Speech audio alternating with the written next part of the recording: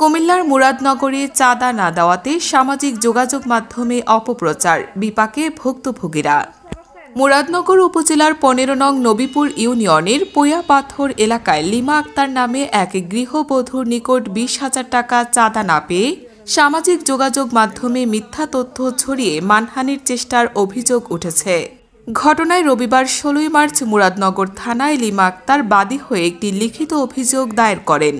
অভিযোগ সূত্রে জানা যায়, গোমতী টিভি নামীয় একটি অনলাইন মাধ্যমে লিমা ও আনোয়ারকে মাদক ব্যবসায়ী উল্লেখ করে একটি ভিডিও প্রচার করা হয় এবং ভিডিও ভাইরাল করার ভয় দেখিয়ে চাঁদা দাবি করে। ভুক্তভোগী লিমা আক্তার বলেন, তার কাছ থেকে ২০,০০০ টাকা চাঁদা দাবি করা হয়।